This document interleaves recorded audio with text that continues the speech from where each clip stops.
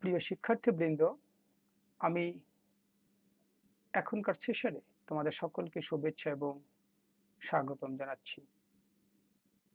এখন আমি আলোচনা করার চেষ্টা করব মেকানিক্যাল ইঞ্জিনিয়ারিং ম্যাটেরিয়ালস এই বিষয়ের নির্ধারিত সিলেবাসে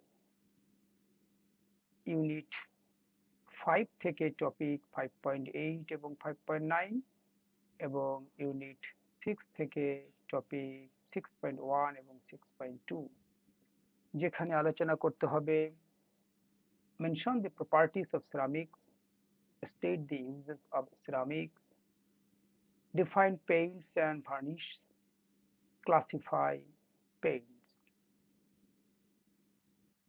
প্রিয় শিক্ষার্থীবৃন্দ, এই আলোচনার শুরুতেই আমি তোমাদেরকে একটু স্মরণ করিয়ে দিতে চাই সিরামিক্স সম্পর্কে আমরা পূর্ববর্তী আলোচনায় যেভাবে তাকে চিনেছি বুঝেছি সেই হিসাবে সেই বিবেচনায় আমরা প্রপার্টিজ এবং ইউজ গুলোকে বিবেচনা নিতে পারবো এবং খানিকটা পূর্ব ধারণা আম, অর্জন করতে সক্ষম হব। আমরা সেই ধারণাকে ভিত্তি করেই একটু আলোচনা করার চেষ্টা করি। দেখবে তোমাদের সকল কিছু খুব সহজভাবে এবং সাযুজ্যপূর্ণ বা সম্পর্কযুক্ত মনে হবে। সিরামিক্স আসলে কি? একটি ম্যাটেরিয়াল যেটা ইনঅর্গানিক এবং নন মেটালিক, যার বিশেষ বিশেষ কিছু বৈশিষ্ট্যের জন্য নির্দিষ্ট ক্ষেত্রসমূহে নির্দিষ্ট ধরনের ব্যবহারে সেখানে প্রয়োগ করা হয়।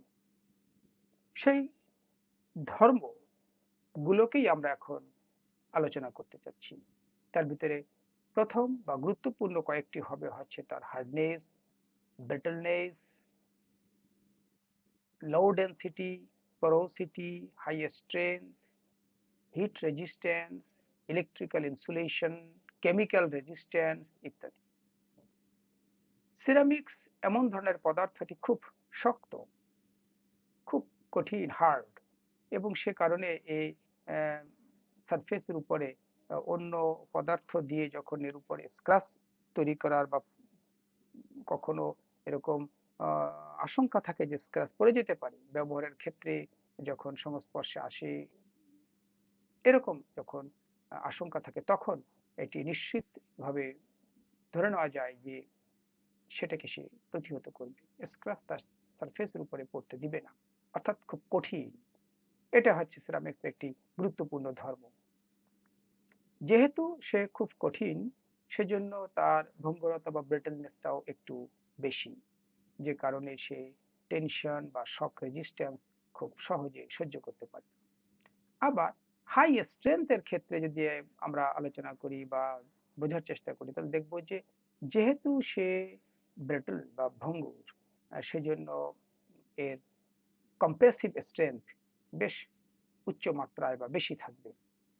এই সম্পর্কগুলো মেকানিক্যাল প্রপার্টিস এর ক্ষেত্রে আমরা বের করতে পারি। এর বাইরে আমরা দেখতে পাবো যে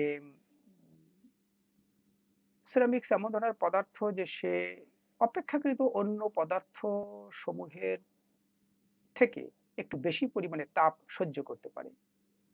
আর সে কারণেই আম, এর গলনাঙ্ক একটু ঊর্ধ্বসীমায় অবস্থান করে, এবং যে সকল জায়গায় তাপ সহনশীল পদার্থ ব্যবহার করার প্রয়োজন পড়ে সেখানে সিরামিক্সকে যে কোনো পদার্থের বিকল্প হিসেবে বিবেচনা নেওয়া হয়।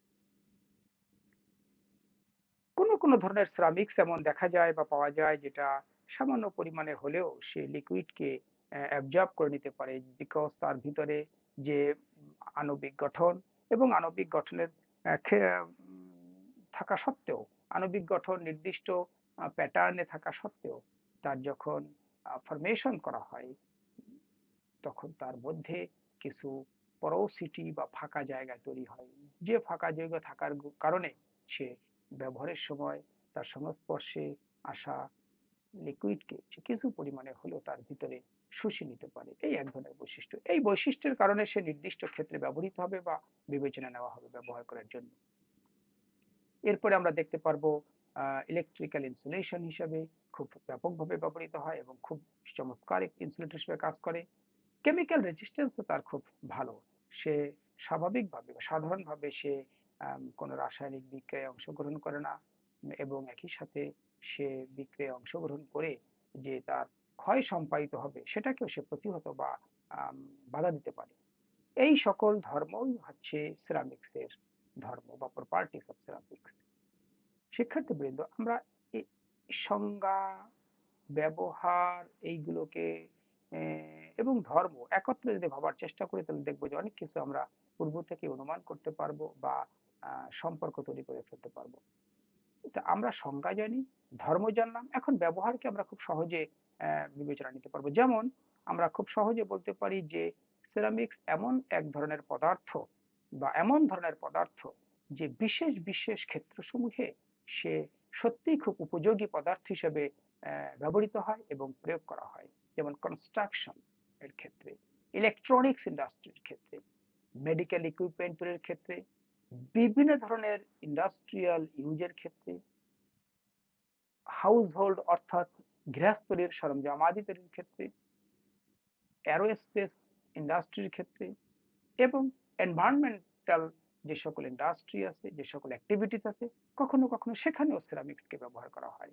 আমরা যদি কনস্ট্রাকশনের ক্ষেত্রে বিবেচনা করি তাহলে বলতে পারবো বিভিন্ন ধরনের টাইলস, ব্রিক, সিমেন্ট এবং স্যানিটারি ওয়্যারের ক্ষেত্রে সিরামিক্স বেশ আধুনিক সময়ে বহুল ব্যবহৃত একটি পদার্থ। ইলেকট্রনিক্স ইন্ডাস্ট্রির ক্ষেত্রে আমরা বলতে পারবো বিভিন্ন ধরনের ইনসুলেটরস, ক্যাপাসিটরস, সেমিকন্ডাক্টরস তৈরির ক্ষেত্রে সিরামিক ব্যবহৃত হয়। মেডিকেল ইকুইপমেন্টের ক্ষেত্রে, ডেন্টাল ইমপ্ল্যান্টস তৈরির ক্ষেত্রে, প্রস্থেটিক্স তৈরির ক্ষেত্রে, বোন রিপ্লেসমেন্টের ক্ষেত্রে সিরামিক সামগ্রী সত্যিই খুব উল্লেখযোগ্য হারে এবং সিগনিফিক্যান্টলি মানে একেবারে অনস্বীকার্য বা স্বীকার্য রূপে ব্যবহৃত হচ্ছে।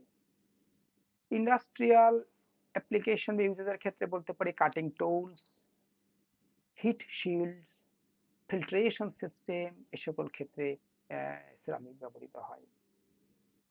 গৃহস্থলীর ক্ষেত্রে আমরা তো খুব সহজেই ভাবতেই পারি এবং দেখি এবং সত্যিকারভাবে ব্যবহার করা হয় বিভিন্ন tableware, cookware, decorative item ইত্যাদি ক্ষেত্রে এগুলো ব্যবহার করা হয়।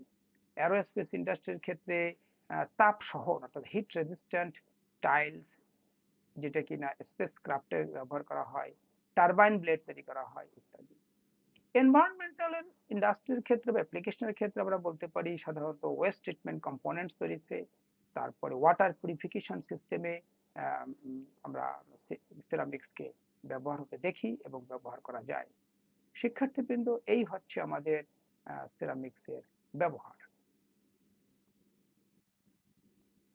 আমরা ঠিক এখন পরের অংশটায় আমরা চলে যাব, সেখানে আলোচনা করার চেষ্টা করছি পেইন্টস এবং ভার্নিশ সম্পর্কে। পেইন্টস আসলে কি, পেইন্টস বলতে কি বোঝায় আর ভার্নিশ বলতেই বা কি বোঝায়? আমরা যদি একটু খেয়াল করে দেখার চেষ্টা করি তাহলে এরকম করে চিন্তা করতে পারবো যে পেইন্টস হচ্ছে একটি যৌগ পদার্থ, কম্পাউন্ড। কেমন করে? যে পেইন্ট সাধারণত পিগমেন্ট, বাইন্ডার, সলভেন্টস এবং অ্যাডিটিভস এই 4 ধরনের পদার্থের সহযোগে পেইন্ট তৈরি হয়। যে কোনো পেইন্ট তৈরি করতে গেলে তার পিগমেন্ট লাগবে যে কিনা ওই নির্দিষ্ট তরলটাকে নির্দিষ্ট ধরনের রঙে রঞ্জিত করবে। বাইন্ডার তার ভিতরে থাকবে যে পদার্থটি পেইন্টের মধ্যে থেকে বিভিন্ন রকমের সারফেসের উপরে সে দারুণভাবে লেগে থাকতে সাহায্য করবে। সলভেন্ট নামক কিছু পদার্থ থাকবে যেটা পেইন্টের মধ্যে থেকে এই বাইন্ডার্স এর সাহায্যে, অ্যাডিটিভস এর সাহায্যে একত্রিত করবে এবং পিগমেন্টস কে তার ভিতরে দ্রবীভূত করে দিবে এবং খুব সহজে সারফেসের উপরে লেপে যেতে, ছড়িয়ে যেতে সাহায্য করবে। অ্যাডিটিভস আরেকটি এরকম গুরুত্বপূর্ণ উপাদান যে কিনা সাধারণত সারফেসের উপরে ছড়িয়ে যাওয়ার পরে সেইটাকে খুব সহনশীল একটি কোটিং বা লেয়ার তৈরি করতে সাহায্য করে এবং শুকিয়ে যাওয়া নির্দিষ্ট ধরনের আম, বা নির্দিষ্ট সৌন্দর্যের চাহিদা মাফিক একটি প্যাটার্ন বা টেক্সচার তৈরি করার ক্ষেত্রে এই অ্যাডিটিভসটা পেইন্টের মধ্যে থেকে গুরুত্বপূর্ণ ভূমিকা পালন করে। পেইন্টস সাধারণত ওয়াল, ফার্নিচার, ভেহিকেল, মেশিনারি, সরঞ্জামাদি এগুলোকে প্রোটেক্ট করার জন্য সেটা ওয়েদার হতে পারে, করোশন হতে পারে, ক্ষয় হতে পারে, এ সকল কাজে ব্যবহার করা হয় এবং সর্বোপরি সে সৌন্দর্য বর্ধন কাজে ব্যবহার করা হয়। এটা হচ্ছে একটা কমন বক্তব্য পেইন্টস এর ক্ষেত্রে। পেইন্টস বলতে আসলে কি বোঝে আমরা নিশ্চয়ই শিক্ষার্থীবৃন্দ বুঝে ফেলেছি। ভার্নিশের ক্ষেত্রে আমরা এরকম বলতে পারবো যে পেইন্টের মতোই সে একটি আম, যৌগ পদার্থ, কিন্তু যার ভিতরে পিগমেন্ট থাকবে না, যে তরল পদার্থটির মধ্যে সলভেন্ট থাকবে এবং অ্যাডিটিভ হিসাবে সে আহ, শুষ্ককারী বিভিন্ন রকমের তেল ধারণ করবে এবং সর্বোপরি সেটি স্বচ্ছ হবে, পাতলা হবে, এরকম ভাবে থেকে সে কোনো সারফেসের উপরে যদি একটি আহ, আবরণ তৈরি করে এবং সেই আবরণটি তৈরির ক্ষেত্রে অতিরিক্ত হিসাবে বা অতিরিক্ত হিসাবে না শিক্ষার্থীবৃন্দ, অবশ্যম্ভাবী হিসাবে যদি নির্দিষ্ট ধরনের রেজিন তার ভিতরে মিশ্রিত অবস্থায় আহ, থেকে ব্যবহৃত হয়, তখন সেই যৌগ পদার্থটাকে আমরা বলতে পারবো হচ্ছে ভার্নিশ। পেইন্টের সঙ্গে গুরুত্বপূর্ণ একটি পার্থক্য হচ্ছে এটি পিগমেন্টকে ধারণ করে না এবং যেহেতু পিগমেন্টকে ধারণ করে না, তো এটার মধ্যে কোনো কালার দিবে, সে রং তৈরি করবে বিভিন্ন রকমের, সেটি হবে না। সাধারণত এটি গ্লসি হয়, অর্থাৎ খুব উজ্জ্বল হয় এবং বিভিন্ন রকমের কোনো যে সারফেসের উজ্জ্বলতার ক্ষেত্রে যে কখনো তার ভিতরে কোনো দাগ বা কোনো ছোপ এরকম হতে সে বাধা দেয় এবং কখনো কখনো উজ্জ্বল না হয়েও সে একেবারেই স্বাভাবিক সাদামাটা বা ম্যাট সারফেস বা ম্যাট ফিনিশ তৈরি করতে বহুলভাবে ব্যবহৃত হয় এই ভার্নিশ। তাহলে ভার্নিশের সংজ্ঞা আমরা এইভাবে বলতে পারি, ভার্নিশ হচ্ছে একটি স্বচ্ছ এবং অতিমাত্রায় পাতলাযুক্ত এক ধরনের তরল, যেটার ভিতরে আমরা রেজিন ব্যবহার করব, একটা নির্দিষ্ট ধরনের সলভেন্টের মধ্যে সে দ্রবীভূত হবে এবং সেই সলভেন্টের সাথে আমরা কিছু ড্রাইং অয়েল মিশ্রিত করে যদি একটি যৌগ তৈরি করি, যেটা মূলত বিভিন্ন ধরনের সারফেসের উপরে স্পেশালি উড বলি, প্লাস্টিক বলি, ইন্টারনাল সারফেস বলি, এক্সটার্নাল সারফেস বলি, সেগুলোকে উপরে একটি আবরণ তৈরি করার কাজে ব্যবহার করা হয় এবং যেটার মূল বৈশিষ্ট্যই থাকবে সে কোনো নির্দিষ্ট ধরনের রং তাকে দিবে না, কিন্তু সে কখনো উজ্জ্বল হবে, কখনো ছোপহীন হবে, কখনো একেবারে সাদামাটা ধরনের ভাবে সে কোটিং তৈরি করতে পারে। এই রকম একটি যৌগকে, তরল যৌগকে আমরা বলতে পারবো হচ্ছে ভার্নিশ।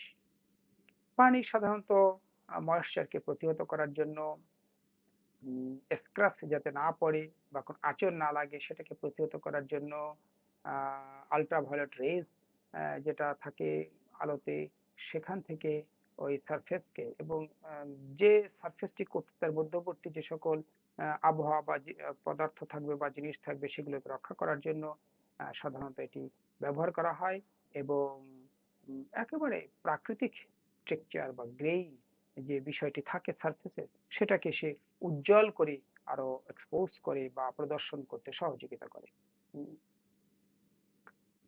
শিক্ষার্থীবৃন্দ, আমরা এখন একেবারে শেষ আলোচ্য বিষয়ে চলে যাব, ক্লাসিফিকেশন অফ পেইন্টস। পেইন্টস এর আমরা যে সংজ্ঞা আমরা জানলাম, সেখান থেকে আমরা এইভাবে পেইন্টসকে শ্রেণীবদ্ধ করতে পারি, যেমন based on composition, based on application, based on special properties এবং বেসড অন ইউজেস। আমরা যদি বেসড অন কম্পোজিশন এই আকারে পেইন্টসকে শ্রেণীবিভক্ত করি, তাহলে আমরা দেখতে পারবো এটার মধ্যে যে ধরনের সলভেন্ট এবং যে ধরনের অ্যাডিটিভ এবং যে ধরনের বাইন্ডার ইউজ করা হবে তার ভিত্তিতে আমরা বলতে পারবো oil based paints, water based paints, enamel paint এবং distemper paints. Oil based paints খুব স্বাভাবিকভাবে আমরা বলতে পারবো এর ভিতরে ড্রাইং অয়েল হিসেবে বিভিন্ন ধরনের তেল ব্যবহার করা হবে, সাধারণত করে থাকেন seed oil. Water based Paints এর মধ্যে খুব স্বাভাবিকভাবে আমরা বলতে পারবো যে ওয়াটারকে সলভেন্ট হিসেবে ব্যবহার করা হবে, খুব প্রাধান্য দেওয়া হবে। এগুলোকে আমরা অ্যাক্রিলিক বা ল্যাটেক্স এই হিসাবে আমরা বলে থাকতে পারি, বা ইমালশন পেইন্ট কখনো কখনো বলতে পারি। এগুলো সাধারণত পরিবেশ বান্ধব এবং খুব দ্রুত শুকিয়ে যায়। এবং ওয়াল এবং সিলিং এর ক্ষেত্রে এটি খুব আদর্শ একটি পেইন্ট হচ্ছে water based paints. Enamel Paints সাধারণত অয়েল বেসড পেইন্টস, যেটা কিনা খুব উজ্জ্বল হয় এবং খুব অতিমাত্রায় উচ্চ সহনশীল, সেটা ক্ষয় প্রতিরোধ করতে সক্ষম, এরকম পেইন্টসকে আমরা এনামেল পেইন্টস বলে থাকি। ডিস্টেম্পার পেইন্টস হচ্ছে ওয়াটার বেসড পেইন্টসেরই একটি রূপ, যেখানে আসলে কম খরচ হবে এরকম ভাবে যখন বিবেচনা করা হয় তখন ওয়াটার বেসড পেইন্টস এর পরিবর্তে ডিস্টেম্পার পেইন্টস ইউজ করা হয়। বেসড অন অ্যাপ্লিকেশন এইভাবে আমরা পেইন্টকে বিভাজিত করতে পারি: premier paints, top coat paints, under coat paints. মূলত আমরা যে সারফেসের উপরে পেইন্টিং করতে চাই সেই সময় যদি আমরা এরকম ভেবে রাখি যে আমরা পেইন্টিং করার ক্ষেত্রে প্রথম যে রংটি দেবো সারফেসের উপরে, যেটা খুব সহজভাবে সুন্দরভাবে দারুণভাবে সারফেসের সকল জায়গায় সুন্দর সুসমস্ত ভাবে সে লেগে যাবে এবং এটি লাগা বাঞ্ছনীয়, তারপরেই তাহলে এর উপরের আমরা আবার যখন অধিক লেয়ার তৈরি করব তখন খুব সুন্দরভাবে মজবুতভাবে পেইন্টিংটা হবে। এরকম যখন বিবেচনা করা তখন প্রথম যে লেয়ারটি তৈরি করার জন্য যে পেইন্টকে ব্যবহার করা হয় সেই পেইন্টটাকে বলা যাবে বা বলা হয় প্রিমিয়ার পেইন্ট। ঠিক এরকম করতে করতে পেইন্টিং কাজ যখন শেষ প্রায়, তখন সর্বশেষ যে লেয়ারটি তৈরি করার জন্য পেইন্ট ব্যবহার করা হয় কাঙ্ক্ষিত গুণাগুণ পাওয়ার জন্য, সেই পেইন্টটাকে আমরা বলতে পারি বলা হয় টপ কোট পেইন্টস। ঠিক প্রিমিয়ার পেইন্টস এবং টপ কোট পেইন্টস এর মধ্যবর্তী লেয়ার গুলো তৈরি করার জন্য যে পেইন্ট ব্যবহার করা হয় সেগুলোকে বলা হয় under coat paints. Specially surface finish বাড়ানোর জন্য বা স্মুথনেস বাড়ানোর জন্য টপ কোট এবং প্রিমিয়ার পেইন্টস এর মধ্যবর্তী ক্ষেত্রে বিভিন্ন লেয়ার বাই লেয়ার তৈরি করার ক্ষেত্রে এই আন্ডারকোট পেইন্টস ব্যবহার করা হয়। বেসড অন স্পেশাল প্রপার্টিস এর ক্ষেত্রে আমরা বলতে পারি যে বিশেষ বিশেষ বৈশিষ্ট্য থাকবে যে সকল পেইন্টের, সেই পেইন্ট গুলোকেই আমরা বেসড অন স্পেশাল প্রপার্টিস এ বিভক্ত করতে পারি। যেমন anti corrosive Paints, fire resistant Paints, hit resistant Paints, waterproof Paints. আমরা নিশ্চয়ই সব বুঝতে পারছি যে এমন ধরনের পেইন্ট আমরা ব্যবহার করব যে পেইন্টের একটি বিশেষ বৈশিষ্ট্যই থাকবে, সকল রকমের বৈশিষ্ট্য তার ভিতরে আছে বা প্রপার্টিস আছে, কিন্তু স্পেশাল বৈশিষ্ট্যটা থাকতে হবে, সে হচ্ছে করোশনকে রোধ করবে বা প্রতিহত করতে পারবে। আবার কিছু ধরনের পেইন্টস থাকবে তার ভিতরে বিশেষ বৈশিষ্ট্য থাকবে যে সে উচ্চ তাপমাত্রা বা আগুনকে সহ্য করতে পারবে অপর পেইন্টের তুলনায় একটু বেশি। হিট রেজিস্ট্যান্ট পেইন্টস এর ক্ষেত্রে এরকম বলা যেতে পারে যে উচ্চ তাপমাত্রাকে সে বেশি সহ্য করতে পারে। ফার্নেসের ওয়াল গুলোকে সাধারণত এই জাতীয় পেইন্ট দিয়ে পেইন্টিং করা হয়। ওয়াটারপ্রুফ পেইন্টস থাকবে সাধারণত বাইরের তলসময় যেখানে পানি লাগতে পারে, বর্ষা হতে পারে, আর্দ্রতার ক্ষেত্রে, এইগুলোর ক্ষেত্রে থেকে রক্ষা করার জন্য বা এই সকল বিপত্তি থেকে পেইন্টিং সারফেসকে রক্ষা করার জন্য ওয়াটার পেইন্টস ব্যবহার করা হয়। বেসড অন ইউজেস এই আঙ্গিকে যদি আমরা পেইন্টিং কে বিভাজন করি তাহলে আমরা বলতে পারবো যে architectural Paints, industrial Paints, automotive Paints. তার অর্থাৎ কোন কোন জায়গায় এই পেইন্ট সমূহ অধিক ব্যবহৃত হয় তার ভিত্তিতে। আর্কিটেকচারাল পেইন্টস কে আমরা বলতে পারবো যে সাধারণত বাড়িঘর, দালান কোঠা এবং অভ্যন্তরীণ যে সাজসজ্জার ক্ষেত্রে আর্কিটেকচারাল পেইন্ট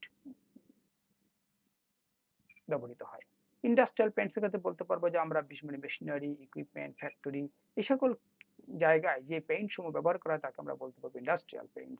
এবং অটোমোবাইল ইন্ডাস্ট্রিতে ভেহিকেলস এর যে সকল সৌন্দর্য আছে তার সারফেস গুলোকে প্রোটেকশন দেওয়ার জন্য নানাবিধ জিনিস ভেবেচিন্তে অটোমোবাইল ইন্ডাস্ট্রিতে যে পেইন্ট গুলো ব্যবহার করা হয় তাকে আমরা বলবো অটোমোটিভ পেইন্টস। প্রিয় শিক্ষার্থীবৃন্দ, এই হচ্ছে আমাদের মূল আলোচনা। আম, তাহলে তোমরা শুনতে পেলে আমরা প্রথম থেকে আলোচনা করছিলাম সিরামিক্স এর প্রপার্টিজ, তারপরে সিরামিক্স এর ব্যবহার, এবং সর্বশেষে আমরা আলোচনা করলাম পেইন্ট এবং ভার্নিশ বলতে কি বোঝায় এবং পেইন্টের ক্লাসিফিকেশন। আশা করি তোমরা তোমাদের প্রয়োজন মাফিক বারবার শোনার চেষ্টা করবে, বোঝার চেষ্টা করবে এবং তোমাদের হাতের কাছে যে সকল টেক্সট থাকবে সেগুলো পড়ে তোমাদের ধারণা এবং জ্ঞানকে আরো বাড়িয়ে নেওয়ার চেষ্টা করবে। শিক্ষার্থীবৃন্দ, তোমাদের সকলকে ধন্যবাদ জানিয়ে আমি আমার এখনকার সেশন এখানে শেষ করছি।